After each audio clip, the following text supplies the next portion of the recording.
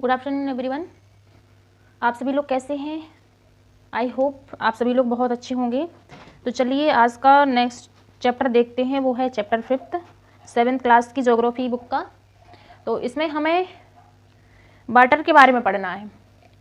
Water कहाँ कहाँ present रहता है ना, उस वाटर के डिस्ट्रीब्यूशन के बारे में पढ़ना है हमें। उस चैप्टर का नाम ही है वाटर, राइट। और ये 7th क्लास की NCERT है। इस बुक में हमें जितना दिया हुआ है इस चैप्टर में हम उतना ही पढ़ेंगे। इससे ज़्यादा डिटेल में हम जब हायर क्लासेस में जाएंगे उसके अकॉर्डिंग हम पढ़ते जाएंगे, राइट, डिटेल में। तो इसमें जितनी डेफिनेशंस जितना दिया हुआ है हम उसी के अकॉर्डिंग पढ़ेंगे, उसी के अकॉर्डिंग हम डिस्कस करेंगे, राइट। तो आप लोग बने रहिए इसी तरीके से। वाटर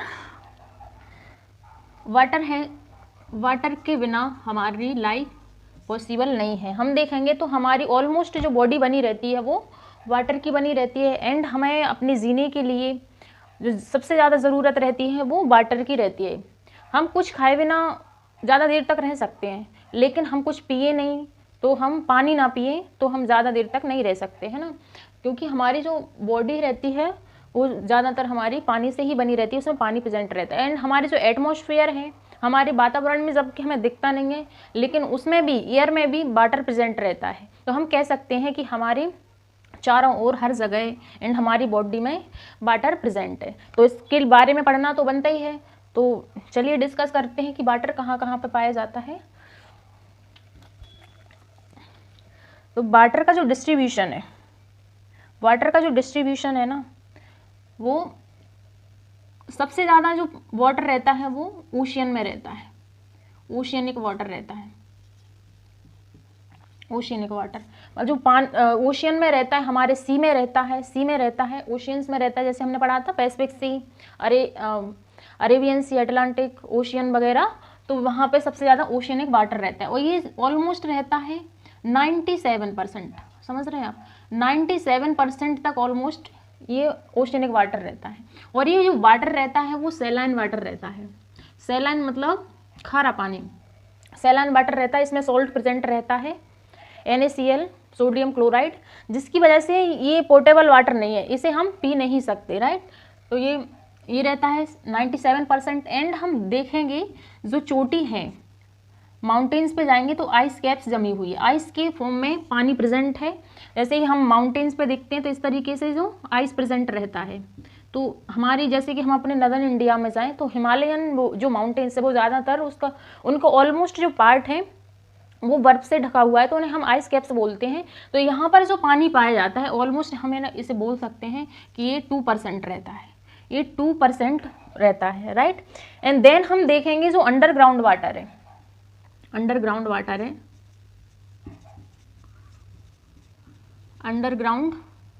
अंडरग्राउंड वाटर है वो ऑलमोस्ट 0.68% है। तो देख सकते हैं कि कितना कम है, कितना कम पानी है, राइट।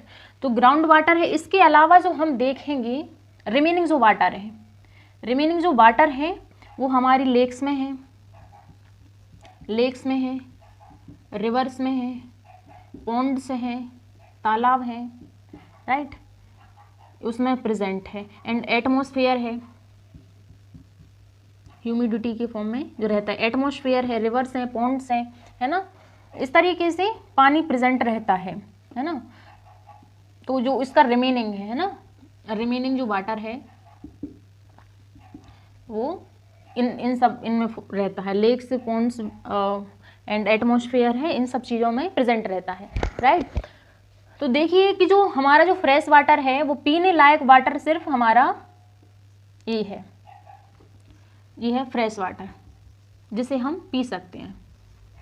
और जबकि ये जो रहता है आइस कैप्स रहती हैं, ये ठंडा रहता है ज़्यादा पानी, इसकी वजह से ये तो हम पी नहीं सकते। और ये जो ओशियनिक वाटर है वो सैलाइन रहता है ना। तो जो हमारा पीने योग्य जो वाटर है वो ग्राउंड वाटर है, जो अंडरग्राउंड पाया जाता है, जिसे हम ग्राउंड वाटर बोलते हैं, जो पानी नीचे है उसे हम पी सकते हैं, राइट। तो ये ऑर्डर रखने की ज़रूरत है, ये पूछा जाता है। ओशियनिक वाटर सबसे ज़्यादा रहता है, आइस कैप्स में रहता है, देन फिर अंडरग्राउंड वाटर रहता है ना, जो जिसे हम पी सकते हैं। और फिर रहता है हमारा जो लेक्स में रहता है, रिवर्स में रहता है, पॉन्ड्स में रहता है, कुओं में रहता है, एटमॉस्फेयर में रहता है, रिमेनिंग इसमें प्रेजेंट है, राइट। तो हम देखेंगे कि हर जगह पानी प्रेजेंट है।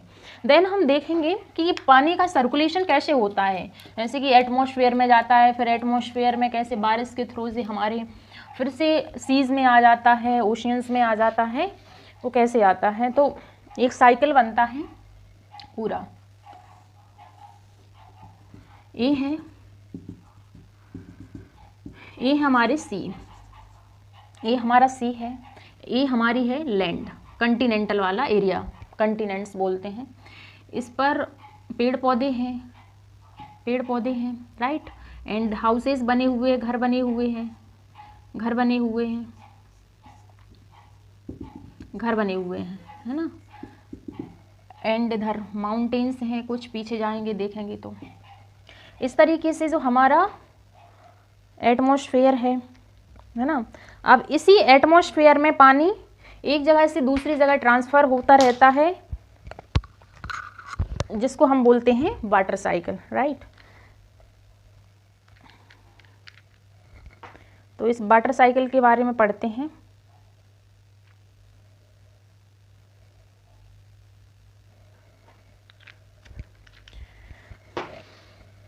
ये सी है, सी पर सन की रेज पड़ेंगी, सन की रेज पड़ेंगी सी पर, इस तरीके से इंसोलेशन होगा, इंसोलेशन, इंसोलेशन होगा। देन हम देखेंगे जो सी की रेज पड़ेंगी, सन की रेज पड़ेंगी, तो यहाँ का पानी वार्म होके ऊपर उठेगा। ये हमने पहले भी हमने पढ़ा है, ये इस तरीके से इवोपरेट होगा, ये पानी यहाँ से इवोपरेट होगा।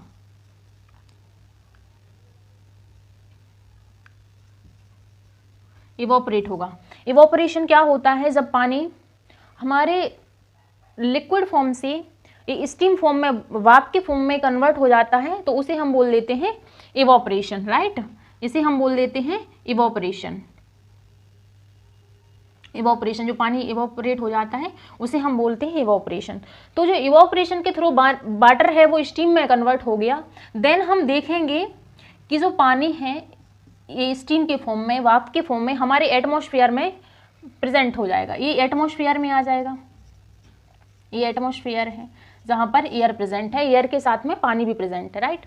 देन फिर यहाँ पर ये हाइट पे जाएंगे तो कोल्ड एयर है, कोल्ड एयर है, कोल्ड एयर से टकराकर ये क्लाउड के फॉर्म में पानी कन्वर्ट हो जाएगा, है ना, कंडेंस हो जाएगा, लिक्विड फॉर्म में हो जाएगा, तो उसे हम बोल देते हैं कंडेंसेशन।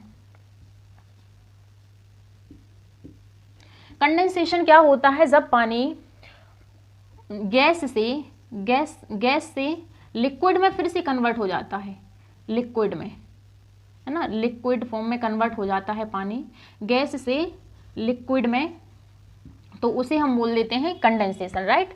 और ये कंडेंसेशन कैसे होता है, क्योंकि हाइट पर जैसे जैसे जाते हैं तो ऊपर कोल्ड एयर प्रेजेंट है, जो कि जो स्टीम के फॉर्म में पानी रहता है उसे कंडेंस कर देता है। देन फिर क्या होता है, ये प्रेसिपिटेशन की फॉर्म में ये पानी बारिश के फॉर्म में हमारी लैंड पर आ जाएगा, इसे बोलते हैं प्रेसिपिटेशन।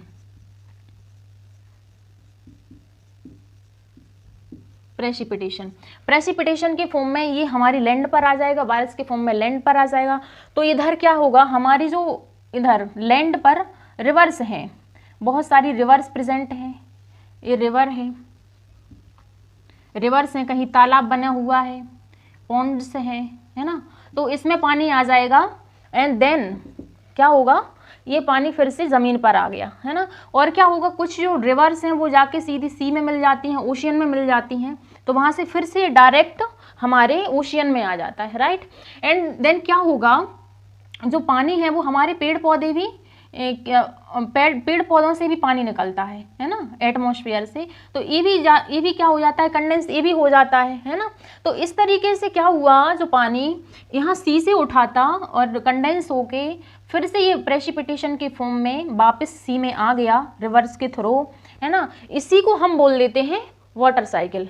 तो ये हमारी वाटर साइकिल, वाटर साइकिल इस तरीके से हमारा पानी मूव करता रहता है एटमॉस्फेयर से लैंड पर, एंड लैंड से फिर एटमॉस्फेयर में, सी में, है ना, ज़मीन पर। तो ये होता है हमारी पूरी वाटर साइकिल, राइट। तो आई होप आप लोगों को ये वाटर साइकिल समझ में आई होगी। ये सिंपल सा फेनोमेना था, राइट। ये हमारी थी वाटर साइकिल। देन हम देखते हैं कि जो हमारे ओशियंस हैं, जो हमारे ओशियन हैं, पैसिफिक ओशियन, अटलांटिक ओशियन, है ना, इन सदर्न ओशियन। तो क्या है, इनमें जो बड़े बड़े ओशियंस हैं, ओशियन, ये लैंड है, लैंड है, ये है ओशियन, ये है ओशियंस। ओशियन, यहाँ पर पानी प्रेजेंट है वाटर के फॉर्म में, राइट, वाटर के लिक्विड फॉर्म में पानी प्रेजेंट है, राइट। देन क्या होगा, ये इसमें जो पानी भरा हुआ है बहुत लार्ज अमाउंट में हमारे ओशियंस में, तो जैसे ही विंड चलती है या कुछ भी इसमें हलचल होती है तो पानी का मूवमेंट रहता है ना। तो इसमें वेव्स आती हैं, टाइड्स, वेव्स वाला फेनोमेना आता है, एंड ओशियन करेंट्स बनती हैं, राइट। जैसे कोई एयर चली हमारे ओशियंस पर, ओशियन है, यहाँ पर कोई एयर चलेगी, विंड चलेगी, विंड बहुत तेज चलेगी जो कि पानी को एक जगह से दूसरी जगह मूव कर सकती है। तो क्या होगा, इस तरीके से विंड चलेगी, अगर विंड की डायरेक्शन ए वाली डायरेक्शन है तो इस तरीके से वेव्स बनेंगी, ये वेव्स है ना। तो इस तरीके से वेव्स क्रिएट होती हैं, ये विंड की डायरेक्शन की वजह से, विंड जो फोर्स लगाती है उसकी वजह से वेव्स क्रिएट होती हैं इस तरीके से, एंड हमारे जो लैंड वाला एरिया है उसकी साइड मूव करती है ना। तो इनको हम बोलते हैं वेव्स। कभी कभी क्या होता है, सुनामी आ जाती है,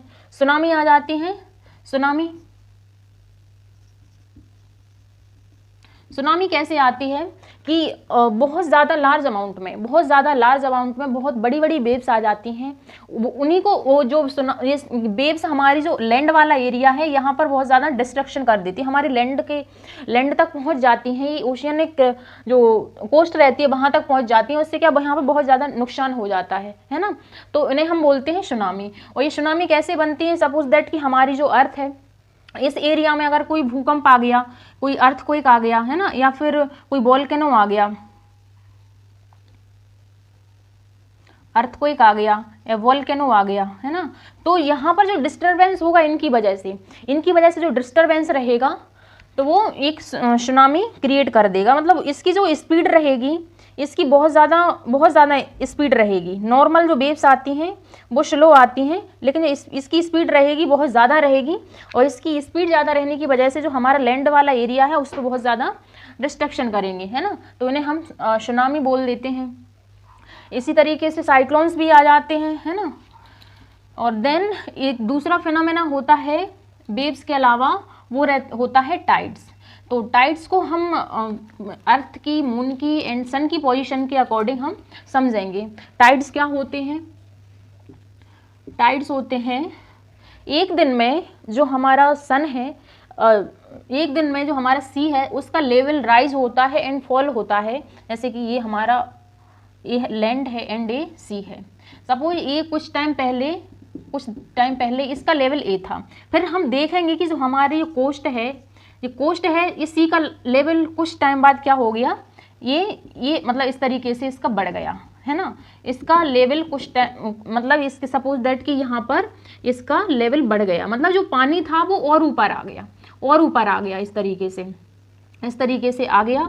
एंड कुछ टाइम बाद फिर देखेंगे कि जो पानी का लेवल है वो और नीचे पहुँच गया, है ना, और नीचे पहुँच गया। तो क्या होता है कि जो पानी का राइज होना एंड फॉल होना, ओशियनिक वाटर का राइज होना एंड फॉल होना, उसी को हम बोल देते हैं टाइड्स। और ये दिन में कितनी बार आते हैं, दिन में 2 बार आते हैं। ये हमारी अर्थ की, सन की एंड मून की पोजीशन पर डिपेंड करते हैं, इसलिए ये दिन में 2 बार आते हैं, राइट। तो हम देखते हैं मून की, सन की एंड अर्थ की पोजीशन ये किस तरीके से रहते हैं।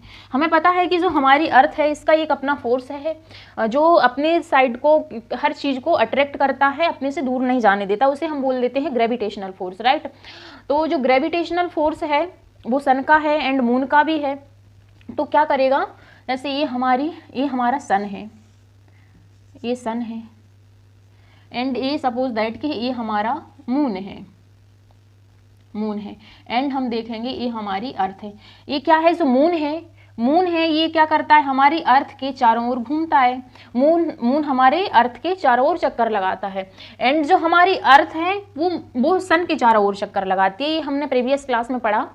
तो क्या होगा, जो अर्थ का ये ग्रेविटेशनल फोर्स है एंड मून का भी ये ग्रेविटेशनल फोर्स है ना।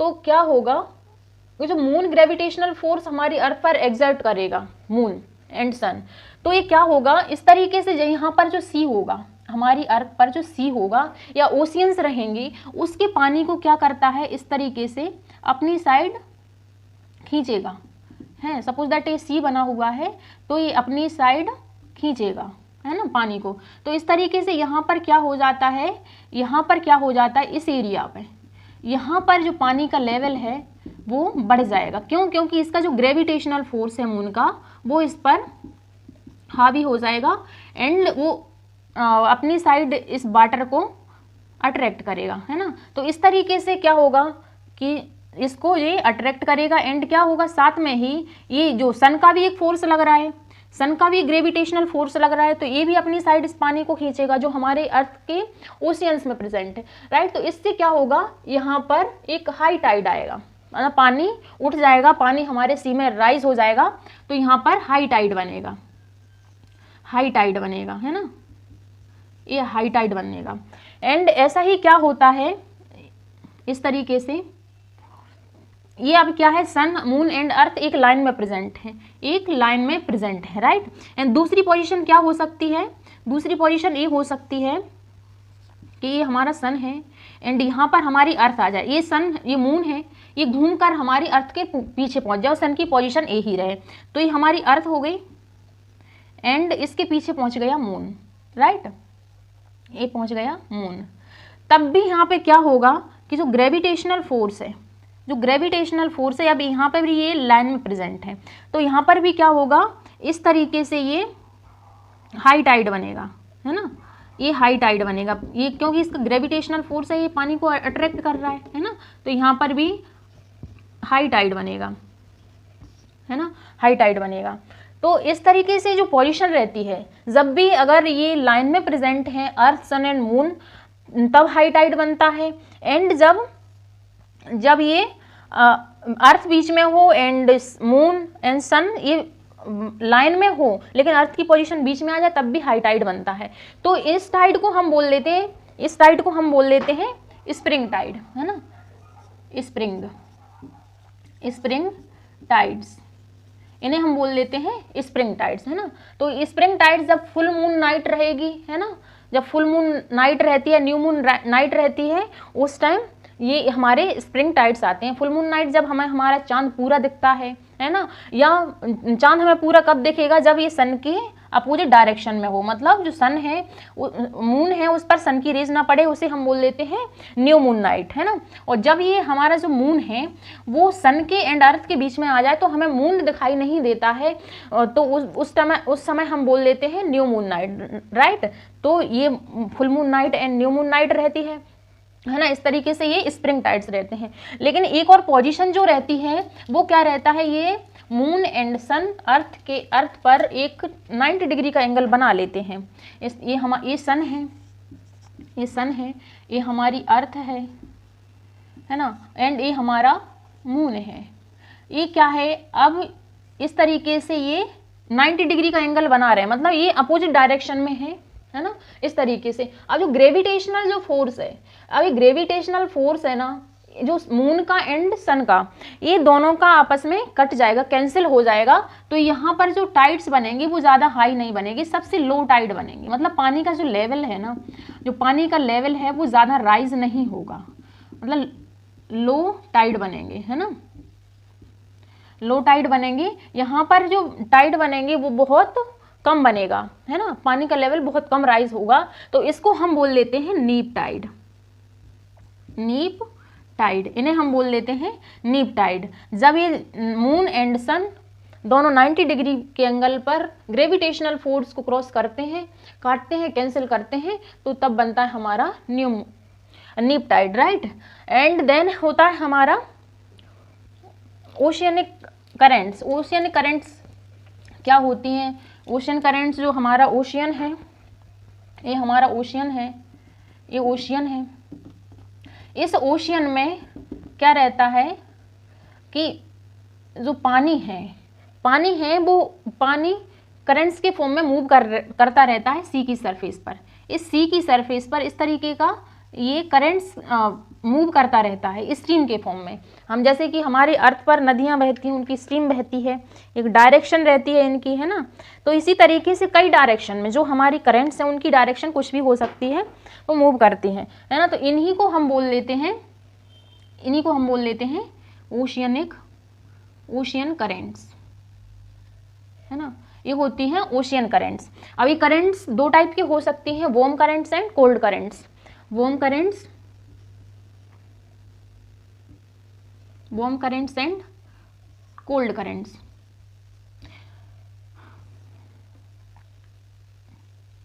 वार्म करेंट्स वो होंगी जहां पर सन की जो रेज हैं, जहां पर सन की रेज हैं, सन की रेज आके जहां पर पड़ेंगी डायरेक्ट, वहाँ पर क्या रहेगा, पानी गर्म रहेगा। एंड जो करंट्स चलेंगी इस तरीके से मूव करेंगी, वो क्या होंगी, वार्म करंट्स रहेंगी। एंड जो हमारे जो नीचे रहती हैं, जहाँ पर सन की रेज नहीं पहुँच पाती हैं, ज़्यादातर हम नीचे वाले एरिया में देखते हैं, तो कोल्ड करंट्स रहती हैं, है ना। एंड जो सरफेस एरिया है, सी का सरफेस एरिया, वहाँ पर भी जहाँ पर सन की रेज डायरेक्ट नहीं पड़ती हैं, वहाँ पर कोल्ड करंट्स रहती हैं, राइट। तो इस तरीके से पानी गर्म होता है जहाँ वार्म करंट्स बनती हैं, एंड जहाँ पे पानी ठंडा रहता है हमारे ओशियंस का, वहाँ पर कोल्ड करंट्स बनती हैं, राइट। तो ये हमारी ओशियन करंट्स हुई, है ना।